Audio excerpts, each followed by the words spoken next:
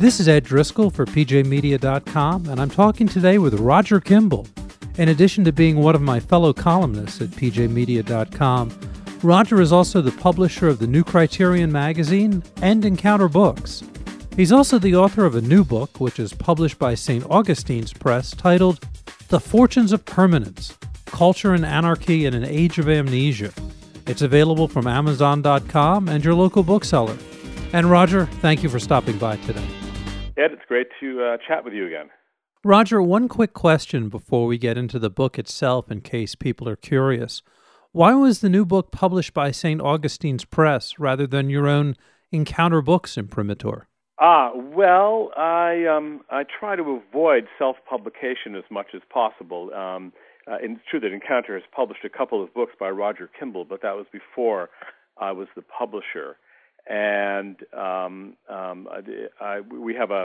there's a collection of Encounter broadsides that's coming about in, I think, September, and I edited that. But I haven't published any, whole books under my name at Encounter. I think it's if possible, it's better to kind of go someplace else and get the imprimatur of a third party. So I'm delighted that St. Augustine's published the book. There's a wonderful quote near the beginning of the book from Jean-François Revel from his 1991 book, The Flight of Truth, in which you quote him saying, "The history of philosophy can be divided into two different periods. During the first, philosophers sought the truth. During the second, they fought against it." How do we reach a period where obfuscation was as important to the academy, if not more important, than truth-telling? Well, that's a long story, and it's part of that story I tell in my book, my earlier book, Tenured Radicals. But and also I tell a little bit of that story in my book, Experiments Against Reality. But I try to complete the story in this book, in The Fortunes of Permanence. I think what we see is intellectuals who have sort of turned their back on the vocation of truth-telling. And they do so for a variety of low motives, not least of which is self-aggrandizement. You have a deconstructionist who understands that by applying his formula that there's no outside truth, he gets to wow undergraduates, gets promotions, and the adulation of his fellow professoriate, and it's, why not? But it's in a larger sense, I think, our culture has reached the stage where the loss of confidence in our own values is replicated intellectually in the academy. And I think this turn against truth for a kind of narcissistic, hermetic wordplay is a sign of that loss of fundamental confidence in the primary values of our culture. At the new Criterion in 2007, responding to the 20th anniversary of the publication of the late Alan Bloom's The Closing of the American Mind, Mark Stein wrote an article that was much quoted and much linked to, in which he described present-tense culture.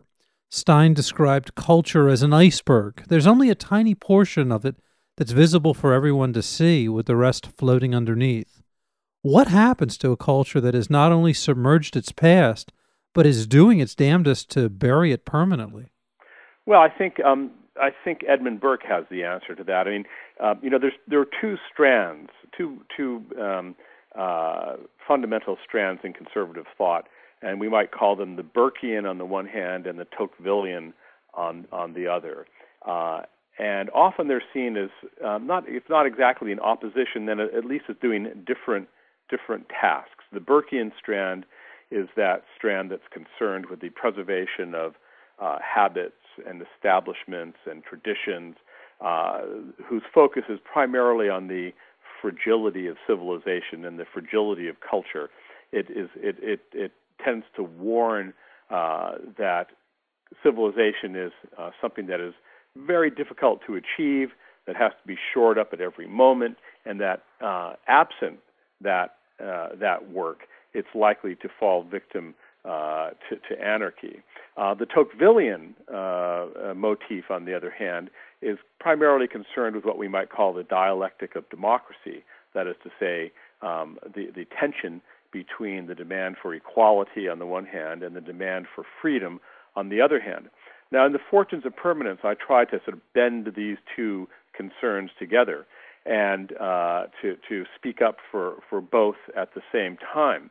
This whole your image of or Mark's image of the iceberg is a good one. I think it bears witness to the Burkean truth that our present moment, we who are occupying the stage right now, are only a tiny part of what civilization is. That our conversation is not only among ourselves, but with our ancestors and with those who are yet to come.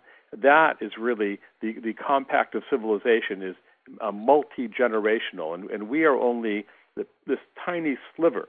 And when we lose touch with that, we also lose touch with both the roots of our civilization, that is to say, who we are, but also with the future of our civilization. We no longer know quite where it is that we're going. And I think that when we look around today, we see a lot of activity, but I'm not sure how much direction we see. And that's part of what the Fortunes of Permanence is about. I try to capture that element in the subtitle when I talk about the dangers of amnesia and sort of poach on Matthew Arnold's famous phrase about culture and anarchy.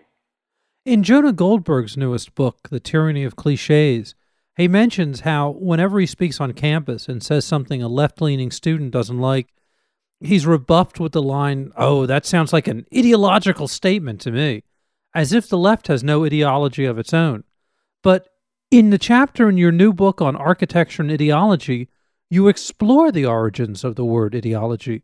Will readers be surprised by that word's left-wing origins? Yes, well, I mean, ideology. I mean, it goes back to to the 18th century as a French philosopher who coined it, really. But as I say in that chapter, it didn't really grow, talons and teeth until it went to school with the Marxists, and then ideology was enlisted in the Marxist rhetorical toolkit to beat up on one's political opponents. Now, of course, you're a left-wing student who says, "Oh, that's just an ideological statement." It's rather amusing because it's a characteristic of the modern left to believe that they don't have an ideology. They don't have politics. What they represent is merely what every right-thinking, that is to say, left-leaning person would think. So they just represent the state of nature. They believe what every virtuous person would believe. Using that word virtue advisedly, it's a part of the left-wing armament that they get from Rousseau and was perfected by people like Robespierre, and then honed to a fine point by Marx and his heirs. They think that they don't have any political opinions because they merely represent what the truth is. It's only if you dissent from that doctrine that you have politics or an ideology. And you can see this time and time again, most vividly, I think, on college campuses, where if you are, for example, pro-abortion, that's not an ideological position. That's just a woman's right to choose. But if you're pro-life, of course, that is a right-wing political position that has to be policed. It's alternately amusing and horrifying to see this in action. But it's a good rule of thumb, I think, that when somebody complains that your opinion is merely ideological, that they're the ones who are engaged in the ideological grievance mongering, not you. And I wanted to ask you one more question about architecture, following up on that chapter in your book. After World War II, modernism was simply in the air. In the 1960s and 70s, American architects simply could not build anything that didn't reference Mies van der Rohe or Le Corbusier. In the late 1920s and early 1930s, Mies was the last director of the socialist-influenced German design academy, the Bauhaus, and Le Corbusier was a well-known socialist. But somehow, modern architecture after World War II, at least for a time, was able to throw off its socialist origins. How did it manage to do that? Well, the United States won the world wars. Is one answer. I mean, those architects allied themselves with the winning side. That's in part what happened, but there's also a bunch of practical concerns. One of the things that modernist architecture did, or what it at least attempted to do, was provide an idiom that was technologically up to date, that took account of our new building prowess with skyscrapers and so on, and did so in such a way that didn't necessarily have a nostalgic reference to the architecture of the past. Whether this was successful or not, I think, is an open question. In many cases, it was not. But what it did bear witness to was the new reality of mass urban building that had to be done as cheaply and as quickly as possible. The best modernist architecture, I think, can be quite elegant. Someone like Louis Kahn, I suppose, would be a good example. But you're quite right that if you look into the political origins of a lot of these guys, it's none too pretty. It's in the case of Mies van der Rohe, it's not only the socialist element, but even there's a little tinge of national socialism that hovers about his early reputation. So, architects are guns for hire, and they may have political opinions, but they're no more informed than those of than yours or mine. In The Fortunes of Permanence, you have a chapter on Rudyard Kipling. For 2/3 of the 20th century, Kipling was omnipresent in the culture. Today, he's increasingly not taught in school, and he's often seen as a historical pariah by academia.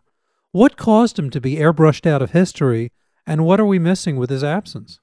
Well, I mean, I think the phrase "the white man's burden" sums it up right there in a nutshell. I mean, Kipling was a great believer in the colonialist project. He believed, as I believe, that everywhere that Britain went, he left that place better. Britain's colonial project brought better roads, better education, better hygiene, more freedom, the rule of law. It's a long, long list of benefits that the Brits brought. But just as there was a turn against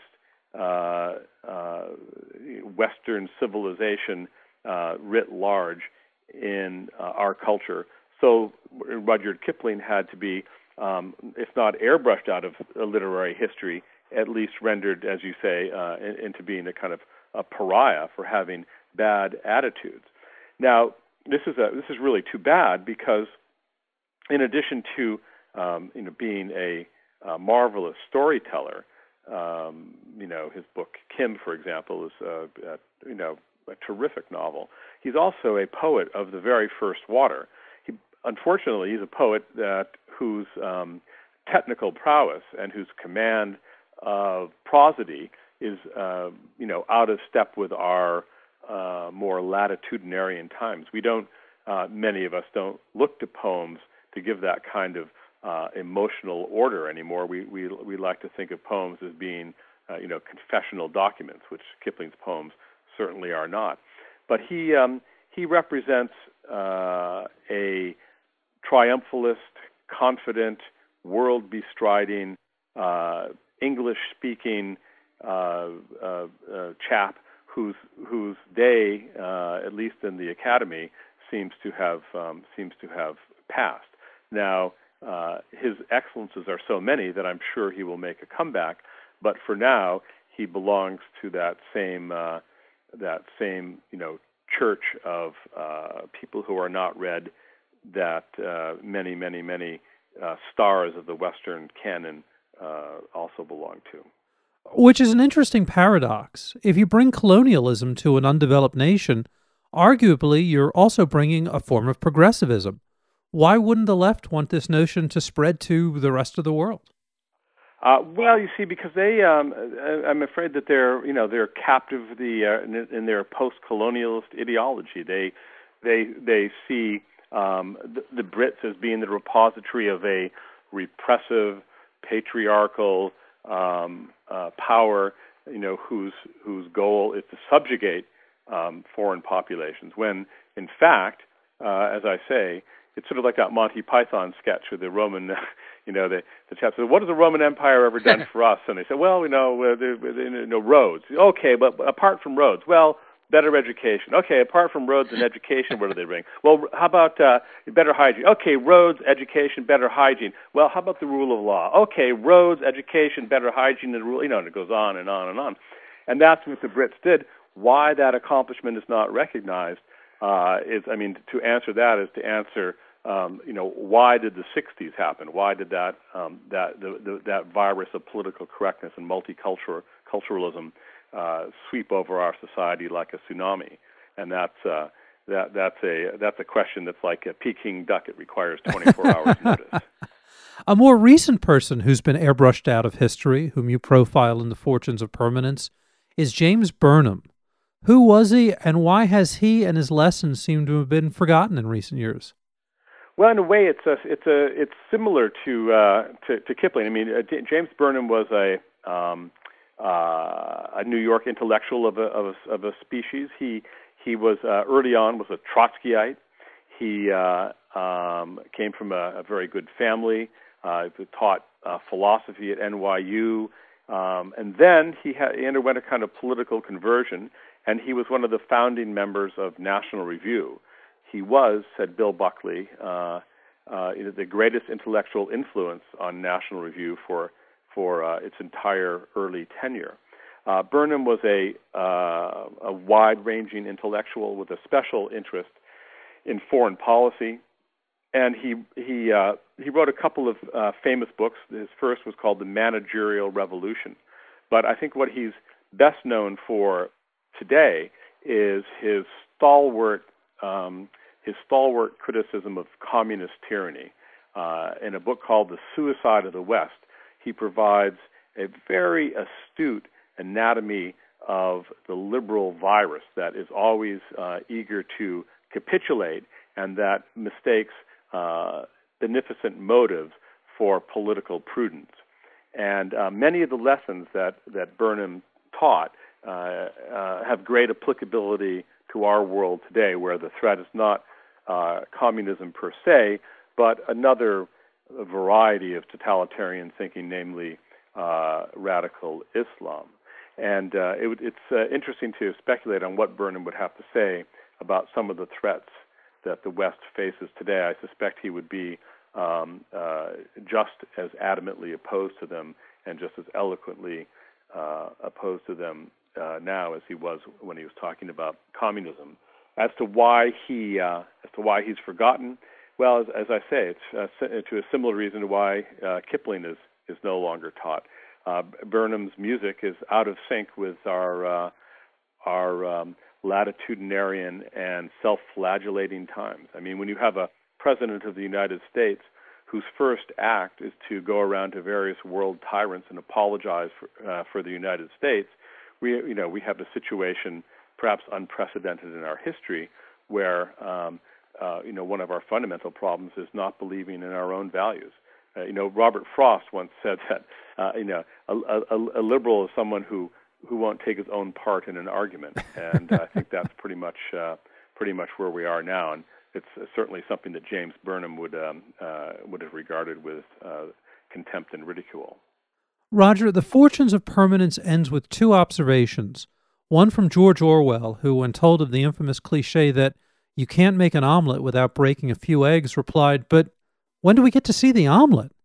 And Mark Stein, who writes that the British chose to mark the anniversary of the founding of the National Health Service as their equivalent of America's Independence Day.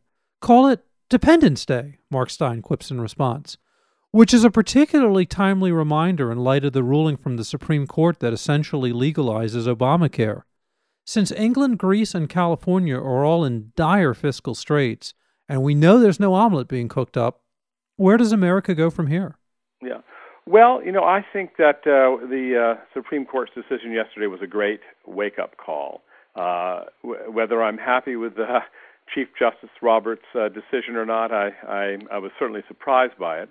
But it has a virtue. It has this virtue. I think it was a dash of cold water And by turning the whole question back over to the voters, I think he's presented us with a great opportunity.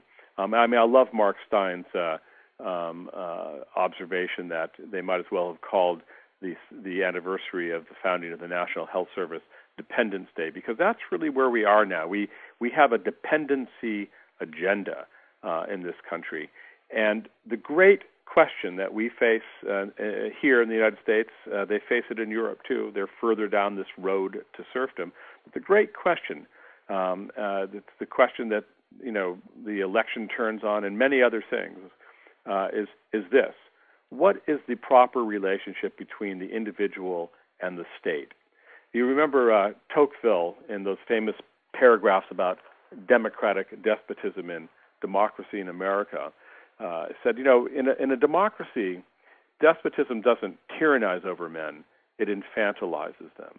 And it does this by promulgating a complicated network of rules and regulations that reach right into the interstices of everyday life and make initiative impossible or very difficult.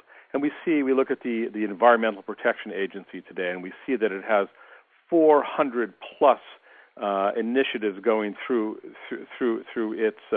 its bowels to stymie business, to make it harder to start a business, to make it harder to conduct business. And you realize that the end, for example, of the green agenda is, it's not as if a lower standard of living and slower growth is an unwanted byproduct of this mentality. It's the deliberate goal of it. It's the deliberate end of it. And, I think Americans face in the most dramatic possible way now a question of whether they are going to be sheep, is what, the phrase that Tocqueville used for democratic despotism. He said, under a system of democratic despotism, men really become sheep, and there's one shepherd. Are we going to become sheep, or are we going to be free citizens? And it's still an open question. We have the tools in the ballot box to take our future back, but the time is late. I end my book with a quote from a British statesman who says that an Englishman's mind works best when it's almost too late. And I think both parts of that are true. It is late, but the very lateness of the hour can be a goad to action. And I, for one, certainly hope that it will be. This is Ed Driscoll, and we've been talking with Roger Kimball, fellow columnist at pjmedia.com, publisher of the New Criterion magazine and Encounter Books. His latest book is published by St. Augustine's Press, entitled The Fortunes of Permanence, Culture and Anarchy in an Age of Amnesia. It's available from Amazon.com and your local bookseller. And Roger, thank you once again for stopping by today. Ed, thanks a lot.